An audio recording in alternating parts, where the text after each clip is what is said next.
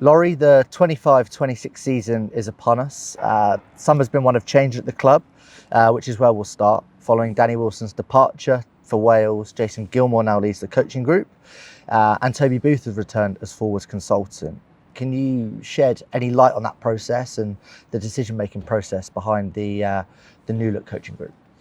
Yeah, I can. I think first of all, from the outside, it looks like there's been quite significant change. Actually, on the inside, the club's been reasonably steady as we've gone through the summer. A lot of the planning process that goes into our pre-season block is done in the sort of final months of the preceding season. So, I think first of all, we've actually had a pretty solid sort of summer process. Clearly, things changed quite significantly in the last couple of weeks of the summer months as we sort of got into our pre-season program. And look, I'd rather have it that way round, that we have to make some changes 2 weeks before the start of the season than 2 weeks when we're into the season. And we kind of we had a slight inkling that things were going to happen, and so for that reason we had some contingency and some mitigation plans in place. One of the reasons why we're quite comfortable with the decisions that we've taken and the process that we've gone through is because we went through a restructure in our performance staff team at the end of last season, when we sort of reconfigured the team and Andy stepped into a bigger general manager role. We recruited Matt Ferguson in the transition space. So we've got a really strong team in place anyway, that I'm confident can, as I say, manage the performance output of the club. And we were fortunate enough that Toby was available to come and rejoin us for the next season. And we've got some excellent coaches in the room already, and Nick and Adam and Jared. And obviously Jason has been with us now for 15 months and had a really strong integration into the group already. So I'm extremely happy with the group that we've got going into the season. And as stated last week, we'll obviously review that as we go into the season ahead. But I think the construct of the group that we've got now understands the club, understands what we're about, understands how we want to play, most importantly, and then supported by a really good performance group led by Andy that as I say, are part of the restructure that we made at the end of last season. And taking it a step back now, how do you reflect on the 24-25 season across the club? Yeah, look, I think if we're being honest, it was mixed. It was another season of mixed success. First of all, just off the pitch, we've had another really good year commercially.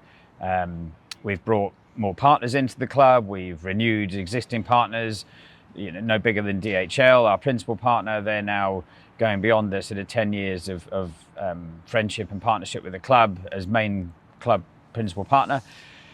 Our digital reach is excellent. We've introduced some new products. We've launched the app. So we're in a really strong place. Big Game was its biggest version of itself last Christmas. So there's lots of things to be really positive and excited about as we continue to take the club forward. And we are forecasting to break even next year for the first time in many years. So huge aspects of that we're really pleased about. On the playing side, which is ultimately what drives the productivity of the club and the company, we've had some mixed success. The women's team have progressed really well, having finished seventh the year before, and Ross and Andy and the team got them into the playoffs, and frankly we were unfortunate, I think, to lose out in the playoffs away at Saracens. So they've had a great season. We expect them to kick on the men's side of the club. There's no hiding around the fact that we just haven't delivered consistently over the last season and really the season before, if we're honest, and that's probably down to the fact that we've been inconsistent to getting the results that we want, inconsistent to delivering the levels of performance that we think are either appropriate to string consistent wins together or even consistent to the identity of maybe how we want to play as a club. So that's probably the biggest frustration that we've had. That's been the biggest focus as we've gone through pre-season. And undoubtedly that's going to be the biggest focus for Jason and the coaches and Alex and the team around what we can put into next season to ensure that we are delivering the performances and the identity that we want for the club going forward, and getting us back into playoffs, which is where we would expect this club to be performing across both programmes. And as we approach this new season, the summer's seen a number of new arrivals across the men's and women's teams, in many of which in key positions and bringing international experience, which should make a real big impact. It will do, definitely. And look, we know that if you want to compete at the right end of the table, then you've got to have real good, strong, quality squads. We feel that when we have our best squad available to us, then we are extremely competitive across both the programmes. Again, firstly on the women, we've got a good nucleus of players there already. We're investing heavily into the pathway in partnership with Surrey University, but we've also added some quality players into that group, no more than Aoife Wafer, who will be joining us imminently following the World Cup. So that group's in a really strong place. And similarly on the men's programme as well, we've got a really good spine of players, many of which have come through our system, many of which we successfully retained last year and through the summer, but we've added some quality into that group as well. We've got a nice Argentinian contingent that are growing at the club, and we're absolutely confident that they'll provide some further quality and depth into the group. And the key thing is around keeping those players consistently fit and available for selection. And that was probably one of our biggest frustrations and challenges, I think, towards the end of last season. I think it's fair to say when we went into that final block post Six Nations, we just didn't have our best players to pick from. And so subsequently, that impacts your ability to play in a consistent way and to win consistently. So that's obviously another big work on for us for next year, is to have our best players fit and available for us through the season. And when we do, then I am extremely confident we'll be able to compete at the right end of the table. We touched on those international arrivals, but many of which are currently at the club, had a big summer across the men's and women's programme, which is really important exposure for them and also the club as a whole. It is. And I think it's really strong recognition for the players, obviously, when they get internationally recognised. So we are hugely proud and we congratulate them. And we had several players away with England, in Argentina, in the US over the summer, some of which were getting their full cap debuts, which is brilliant. As I say, it's a reflection of them, the effort, the commitment and dedication that they've put in to the developing themselves, first and foremost in a Quinn shirt, but also then been recognised at international level. And so we're hugely proud. As I say, we've still got a couple of international players performing in the championship at the moment, and they're going extremely well. So we'll look forward to welcoming them back into the club. And then on the women's side, it's been a real strong summer for us. We've had 15 players represented in the World Cup across various nations. It's the World Cup final in 48 hours behind me, and we expect to see two of our athletes part of that England team as well, and we'll be hugely proud to see them run out and hopefully lift the World Cup on Saturday evening. So yeah, as I say, it's essential that we get really good quality players into the group. I think we've had a really strong year in terms of retaining the best players we want. A couple have got away, regrettably, which is a fact of life, unfortunately, not necessarily withstanding our best efforts to keep them, but sometimes you lose one or two.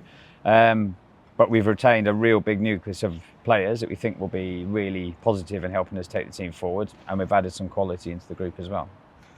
You touched on that Rugby World Cup piece for the women's programme. It's a really huge year for women's rugby as a whole, isn't it? It is, and I think there's a lot to be really positive around. First of all, PWR League is been going through some really positive evolution anyway over the last couple of years, and we've sort of seen that ourselves. Attendance is increasing, the broadcast opportunity for the game increasing. We've seen another world record last year at Big Game for attendance for the women's game. The PWR final is going to be here at the Stoop next June. So we see this has been a really pivotal year for women's rugby.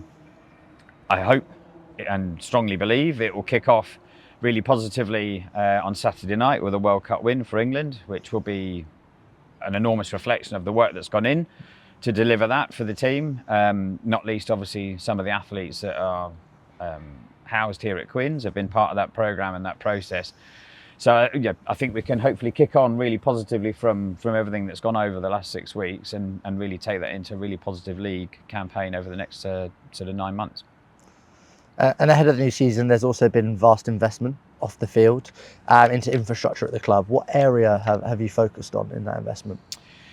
There's been a few areas. As I say, we've obviously made some investment into the team to give us the best chance of trying to perform as best as we can.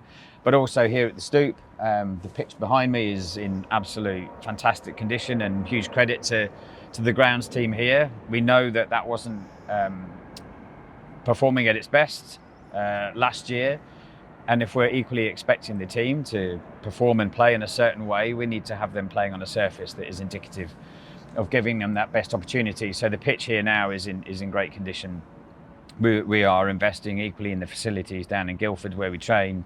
And there's some other peripheral bits that probably sit behind the scenes that require continual investment to make the overall match day experience and product the very best it can be. We've had some fantastic promoter scores over the last few seasons.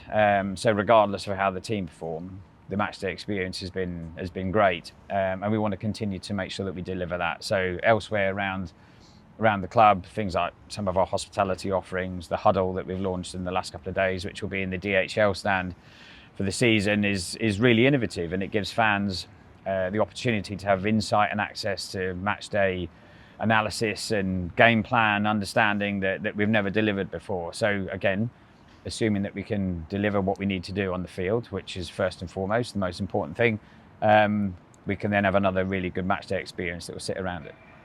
And lastly, what are the ambitions for the season ahead for Harlequins? Well, I think we need to, as I say, we need to be delivering first and foremost on the field. That's been our biggest frustration over the last season and the season before. I think we've had some spikes and we've had some sort of high points through those 2 seasons. Europe, some great victories here at home. Big game was fantastic. Winning on the road at Tottenham, obviously. But we need to have some consistent performances throughout the season. And that's when we can really start to benchmark and consider ourselves as getting back to those sort of successful levels. But Quins is a big club. We need to be performing at the right end of the table. We didn't last year consistently. We need to do that consistently this year, and that's what we will be aiming to do across both our women's programme, where we would hopefully want to see us here in a home final, and as I say, on the men's side, we want to be making sure that we're in the playoff sort of positions come the end of the season. And I don't think it's just down to that. There's a bit of how we want to play, how we want to deliver our game plan on the field.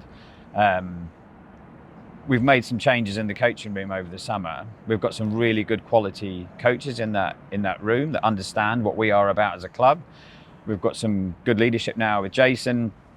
We've brought Toby back in, who understands the club. So it's about not necessarily changing all the fundamentals and redefining, the actual sort of program and our approach, but we definitely know that we need to be playing a bit closer to the identity of what we are as a club. And the players and the coaches will be given the latitude to make those necessary changes, and that hopefully will be reflected on the field as well.